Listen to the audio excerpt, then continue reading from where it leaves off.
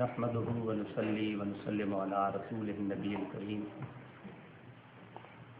اما بعد اعوذ باللہ من الشیطان الرجیم بسم اللہ الرحمن الرحیم رب اشرح لي صدری ویسر لي امری واحلل عقدۃ من لسانی یفقهوا قولی رب زدنی علما کاملا صالحا نافعا باقیا کثیرا کثیرا والحمد للہ رب العالمین۔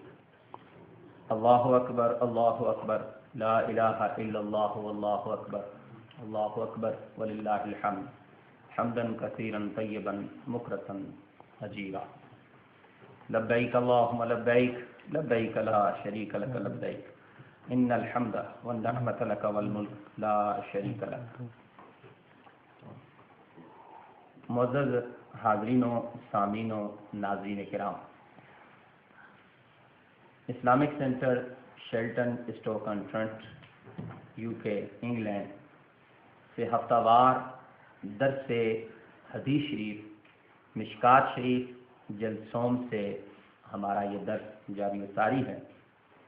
آج ہماری خوش نصیبی، خوش بختی اور سعادت ہے کہ آج یوم عرفہ ہے، آج حج کا دن ہے اور اسلام کے 1432 سالہ یہ حج جو آقا نامدار مدنی تاجدار احمد مجتبی صلی اللہ تعالی علیہ وسلم کے فیوضات اور کرم سے ہمیں آج ہفتہ بروز شگفتہ نصیب ہو رہا ہے، اور اس وقت حجاج میدان عرفات میں اللہ رب العزت کے حضور حاضر ہیں۔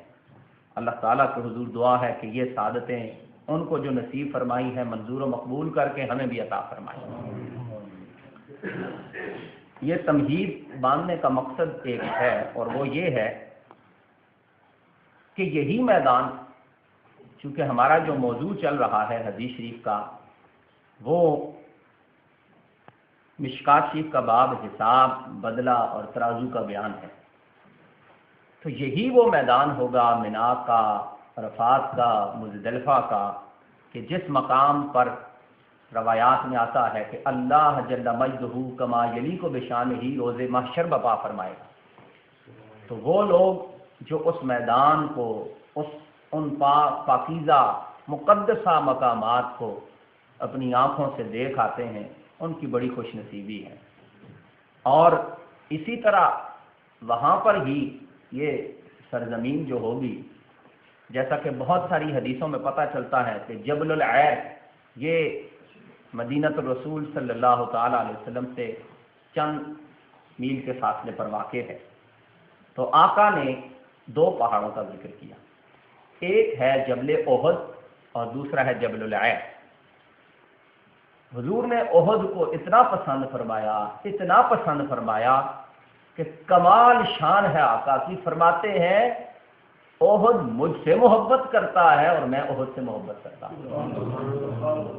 روایات میں اس کی تطبیق جن علماء متقدمین و متاخرین نے فرمائی ہے وہ یوں بھی لکھا ہے کہ چونکہ احد کے دامن میں آپ کے پیارے چچا جان کا مزار پر انوار مرجع خلائق وہاں پر منصہ شہود پر جلوہ گر ہونا تھا، تو اس سے پہلے آقا پاک فرما رہے ہیں کہ احد ہم سے محبت کرتا ہے اور ہم احد سے محبت کرتے ہیں۔ اور یہاں تک کہ حضور نے احد کے پہاڑ کے لیے روایات اتنی بڑی پڑی ہیں، اتنے حضور کو محبت کہ فرماتے ہیں کہ ایک دن جبرائیل میرے پاس آئے اور آ کر فرمایا یا رسول اللہ آپ چاہیں تو ہم احد کے پہاڑ کو سونے کا بنا دیتے ہیں۔ تو حضور نے فرمایا نہیں، مجھے جو ہے نا اس احد کے پہاڑ کو سونے کا نہیں چاہیے، بس مجھے اس سے محبت ہے۔ اور یہ حضور علیہ الصلوۃ والسلام نے حضرت سیدنا جبریل امین سے یہ گفتگو فرمائی، اور اس گفتگو کے بعد 1417 سال بعد، یعنی 1418 ہجری کی میں بات آپ کو بتاتا ہوں کہ جرمن اور برٹش اور جو ہے وہ جاپان کے کچھ ماہرین گئے، تو انہوں نے وہاں پر جو ریسرچ کی تو اس کے بعد آپ کو پتہ ہے نا کہ وہاں پر پابندی لگا دی ہے، احد کے پہاڑ کی طرف جانے نہیں دیتے. اس کی یہ وجہ نہیں ہے کہ وہاں پر جو ہے نا وہ آقا پاک کا وہ مقام مبارک ہے جہاں آقا نے جنگ غزوہ احد میں جب آپ کا دانت مبارک شہید ہوا تو وہاں آرام فرمایا. یہ تو بڑے اعلیٰ نشانات ہیں.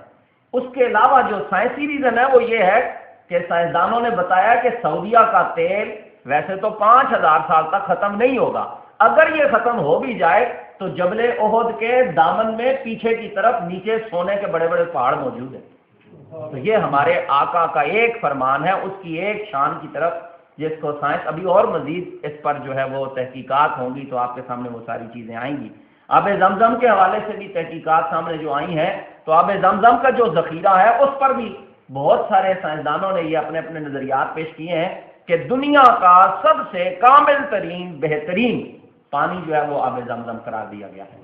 وہ ایک نبی کے قدموں کی نسبت سے حاصل ہوا. تو یہ سارے برکتوں والے سارے معاملات جو ہیں یہ اللہ تبارک و تعالیٰ نے اپنے حبیب کے صدقے ہمیں عطا فرمائے ہیں. آج کی حدیث کے بڑی زبردست جو ہے وہ آ رہی ہے فصل الثالث میں.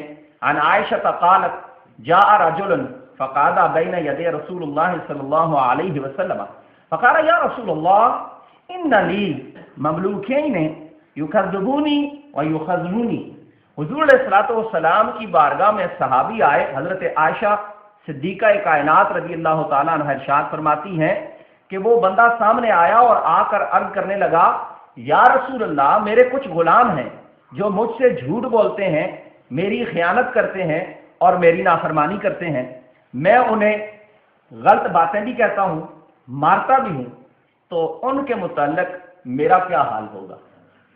یہ حدیث شریف آج جو میں آپ کے سامنے رکھ رہا ہوں، ہم بھی کسی نہ کسی محکمے میں ہیں، کوئی ہمارا بھی سربراہ ہے، ہم بھی کہیں نہ کہیں کام کر رہے ہیں، بلکہ حضور نے فرمایا ہر بندہ اپنی فیملی کا سربراہ ہے تو فیملی والوں کے ساتھ کیسے تعلق رکھے، اپنے ادارے کے ساتھ کیسا تعلق رکھے، اپنے معاشرے کے ساتھ کیسا تعلق رکھے. تو یہ حدیث پوری کی پوری میں کہتا ہوں اس صحابی پر میں میری جان قربان جائے کہ جس نے 1432 سال آج جو ہمارے مسائل پیش ہیں وہ اس وقت حضور کی بارگاہ میں سوال کر کے ان مسائل کا جواب ہمیں عطا فرما دیا.